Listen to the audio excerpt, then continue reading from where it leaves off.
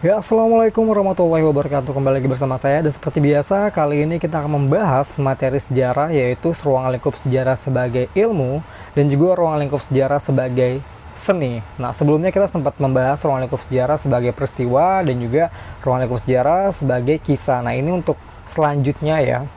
Nah, oke, mungkin kita bisa langsung aja ke slide selanjutnya, itu ya adalah sejarah sebagai ilmu ya. Nah, sebelum kita masuk ke sejarah sebagai ilmu, kita harus tahu dulu nih bedanya antara pengetahuan dan juga ilmu pengetahuan, karena dua-duanya itu berbeda.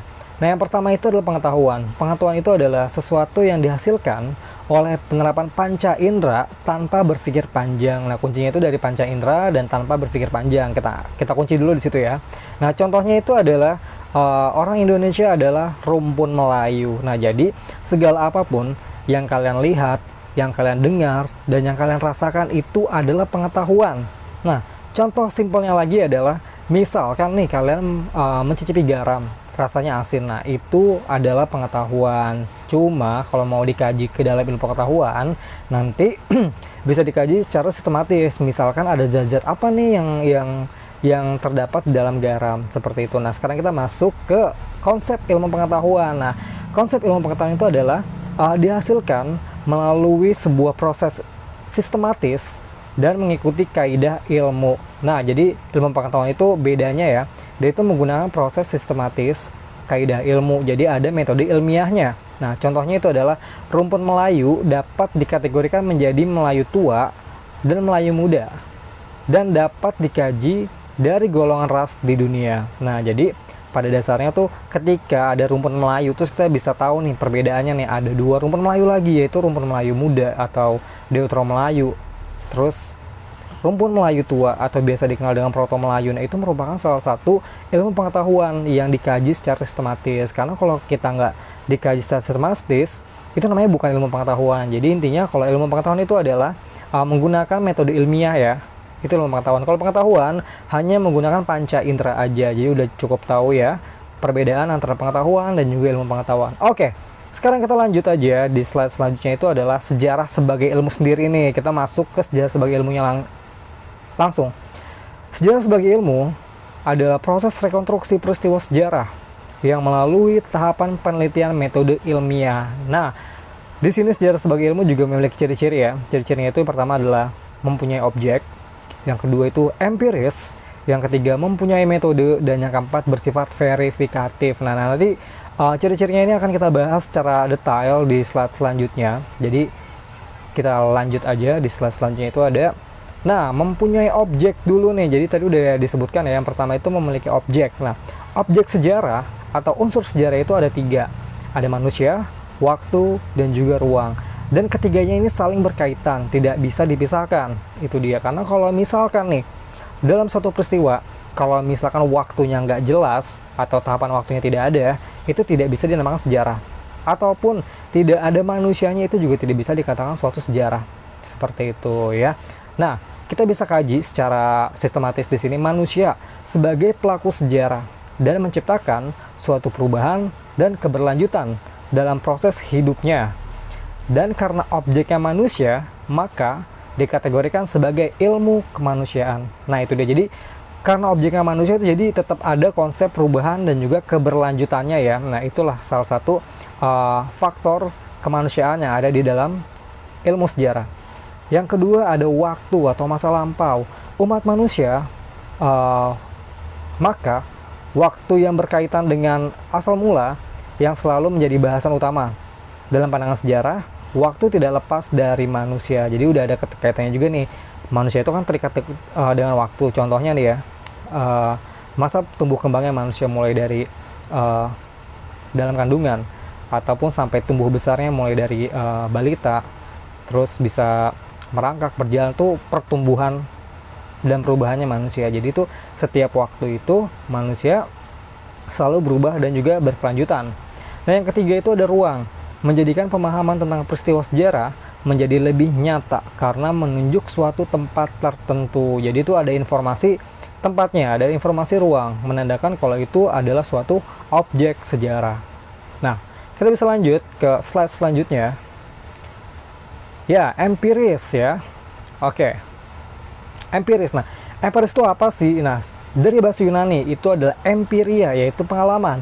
Atau menurut Kunto Wijoyo, sejarah itu termasuk ke dalam ilmu empiris atau ilmu pengalaman. Nah, kenapa pengalaman ya? Karena memang manusia itu kan hidup secara perubahan dan juga berkelanjutan. Di dalam itu juga ada pengalaman-pengalaman yang menjadikan manusia itu terus berkembang. Nah, seperti itu. Nah, sekarang kita masuk lagi. Maka, sejarah sangat bergantung pada pengalaman manusia, baik bersifat indrawi ataupun batinia. Nah, itu dia ya, karena manusia itu selalu berkembang ya, baik dari indrawi atau perubahan fisiknya dan juga batinia dalam satu kepercayaan, nilai, dan agama. Seperti itu. Karena kita sempat ngebahas juga di perkembangan manusia purba, manusia juga sempat awal-awal mengenal kepercayaan itu juga pada saat masa manusia purba juga udah ada gitu ya, mulai dari animisme, dinamisme, totemisme, sampai yang sekarang ya mengenal agama Islam, Hindu, Buddha, Kristiani, seperti itu. Nah, pengalaman manusia ini direkam dalam dokumen tertulis atau tidak tertulis yang akan menjadi data sejarah dan diinterpretasi sebagai karya ilmiah. Jadi segala pengalaman manusia ya, apabila dia diabadikan, itu dapat dijadikan sebagai fakta dan juga data sejarah. Contohnya ya, pada saat proklamasi kemerdekaan, banyak sekali video-video dan juga foto-foto yang diabadikan sebagai fakta dan juga data sejarah, dan itu merupakan suatu pengalaman baik dari pelaku sejarahnya ataupun saksi sejarahnya. Seperti itu ya. Sekarang kita bisa lanjut ke slide selanjutnya. Nah, mempunyai metode. Nah, tadi kita udah sempat bahas nih di minggu-minggu lalu mengenai metode penelitian sejarah. Nah, kita bahas lagi di sini. Sejarah memiliki metodologi tersendiri sebagai panduan dalam proses penelitian sejarah dan tidak dapat dipisahkan. Jadi ini udah harga mati dan wajib bagi para sejarawan apabila mereka ingin melakukan suatu penelitian sejarah. Seperti itu. Nah, metodenya apa aja sih? Nah, pertama ada pemilihan topik. Nah, pemilihan topik ini penting banget agar kita tahu, kita juga bisa tahu tuh data-data apa aja yang nanti kita bisa kumpulkan. Seperti itu. Dan diharapkan dari data-data yang kita kumpulkan itu tidak melenceng dari topik yang kita pilih. Yang kedua ada heuristik, pengumpulan data. Nah, jadi setelah kita menentukan topik, kita harus cari data yang berkaitan dengan topik yang kita pilih. Jangan sampai kita mendapatkan data-data yang tidak mendukung topik penelitian yang kita pilih. Seperti itu. Yang ketiga ada verifikasi, yaitu memilah atau kritik data. Nah, verifikasi ini bertujuan dari setiap data yang banyak yang kita dapat, kita pilih lagi, kita kerucutkan lagi, kita perkecil lagi. Dari data tersebut kita harus pilih lagi mana data yang sekiranya itu merupakan data yang valid untuk penelitian sejarah kita. Itu ya. Oke, yang keempat ada interpretasi. Nah, ini merupakan penafsiran atau merekonstruksi. Jadi dari semua data yang kita kumpulkan dan telah habis dilakukan verifikasi, kita rekonstruksi langsung nih ya dari data tersebut. Jadi kita bisa tahu maksud, sebab, akibat dari suatu peristiwa sejarah itu apa sih, dari tafsiran kita sendiri ya, dari subjektivitas kita. Oke, sekarang ada yang terakhir tuh ada historiografi penulisan sejarah. Ini adalah tahapan terakhir dalam penelitian sejarah. Jadi seorang peneliti atau seorang sejarawan tuh menuliskan hasil karyanya ke dalam sebuah tulisan, baik itu buku ataupun dokumen seperti itu. Nah, ini merupakan tahapan-tahapan dalam metode penelitian sejarah. Oke, sekarang kita bisa lanjut ke slide selanjutnya. Bersifat verifikatif. Nah, dapat diuji kebenarannya oleh siapapun karena sejarah sifatnya dinamis. Maka sejarah dapat diuji kebenarannya hingga berulang kali. Dinamis itu berarti dia berkembang dan berubah, tidak statis. Statis itu kan dia tidak bisa berubah, stagnan gitu ya. Kalau dinamis itu dia bisa berubah kapanpun. Nah, tidak ada kebenaran yang mutlak dalam ilmu sosial. Yang ada hanyalah kebenaran yang siap diuji dan diverifikasi kembali secara terus-menerus. Nah, jadi pada dasarnya ilmu sosial itu beda dengan ilmu alam. Ilmu sosial itu adalah ilmu yang tidak pasti, bukan ilmu pasti ya.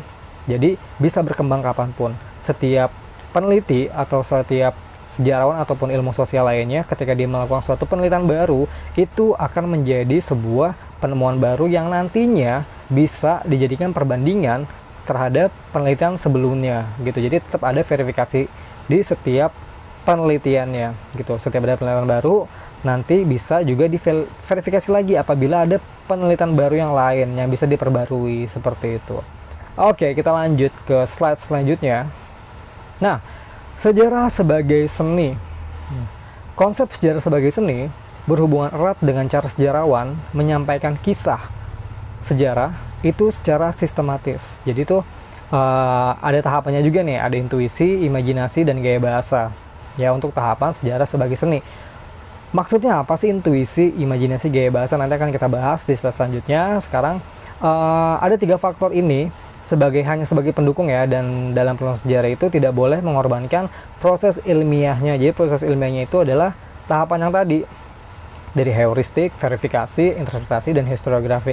Itu tahapan yang wajib bagi seluruh peneliti sejarah atau seorang sejarawan dalam mengungkap suatu peristiwa sejarah. Oke, sekarang kita bisa lanjut ke slide selanjutnya berkaitan tentang sejarah sebagai seni. Oke, intuisi itu maksud pengilhaman ya. Jadi pemahaman langsung dan naluriah selama proses penelitian berlangsung. Jadi pada saat kita mengumpulkan data, pada saat kita melakukan suatu verifikasi data, dan juga pada saat kita melakukan interpretasi, kita tuh udah tahu nih maksud dari tujuan penelitian itu apa, arahnya kemana, seperti itu. Oke, nah imajinasi, membayangkan apa yang sebenarnya terjadi sebelum atau sesudah jadi. Kita harus berpikir nih, sebelum melakukan, pada saat ada peristiwa sejarah, pada saat kita mau meneliti peristiwa sejarah tersebut, kita harus tahu dulu sebelum terjadi peristiwa ini ada apa sih, hubungan sebab akibatnya apa sih. Nah, sesudahnya dampaknya apa sih setelah adanya peristiwa sejarah ini. Nah, itu kita bisa kaji dari imajinasi ini, dan juga imajinasi ini juga bisa menjadi alat dalam seorang sejarawan untuk bisa memahami peristiwa-peristiwa sejarah ataupun dari data-data sejarah yang mereka dapatkan. Nah, yang ketiga adalah gaya bahasa. Kemampuan menulis yang baik untuk menarik minat orang membaca hasil penelitian. Nah, jadi gaya bahasa ini harus dimiliki setiap sejarawan, karena setiap sejarawan itu memiliki gaya bahasa yang berbeda. Ada yang menggunakan bahasa baku ataupun bahasa formal, ada juga sejarawan yang menggunakan bahasa sehari-hari, atau juga mengkombinasikan antara bahasa sehari-hari dengan bahasa daerah. Itu hal yang wajar, karena memang setiap sejarawan yang tadi saya katakan memiliki gaya bahasa yang berbeda, karena tujuannya itu pertama adalah untuk menarik minat baca dari seorang penikmat sejarah ataupun pembaca sejarah ya, seperti itu. Nah, tujuannya sejarah sebagai seni itu juga adalah agar tulisan-tulisan yang kita buat ataupun yang sejarawan buat itu mampu diterima informasinya oleh seorang penikmat sejarah. Jadi mereka tidak harus berpikir secara keras, maksud dari tulisan sejarah ini apa sih gitu kan, tujuannya apa sih, nih ada peristiwa kayak gini gitu. Jadi seni itu bertujuan seperti itu. Jadi diharapkan dari adanya seni dalam penulisan sejarah itu adalah setiap penikmat sejarah itu dapat menerima informasi yang dijelaskan dari sebuah karya ilmiah penelitian sejarah, seperti itu. Nah, kita bisa lanjut ke slide selanjutnya adalah, nah, contoh sejarah sebagai seni. Nah, ada 2 contoh di sini, yaitu ada kitab Pararaton dan juga kitab Negara Kertagama. Di sini kitabnya itu adalah kitab yang dibuat pada zaman kerajaan Hindu-Buddha di Indonesia. Kitab ini itu menggunakan bahasa seni, pada saat itu kan menggunakan bahasa Sanskerta ya, dan tulisan huruf Pallawa gitu ya. Nah, kitab-kitab ini dibuat oleh cendekiawan-cendekiawan pada saat itu yang memberikan informasi mengenai gambaran bagaimana kondisi kerajaan Hindu-Buddha pada saat itu, tapi dengan gaya bahasa syair ataupun dengan gaya bahasa puisi-puisi. Nah, itu juga menjadi contoh dari sejarah sebagai seni. Nah, itu dia yang saya harap untuk materi ini bisa menjadi referensi kalian dalam mempelajari ilmu sejarah. Dan saya ucapkan terima kasih banyak dan selamat siang.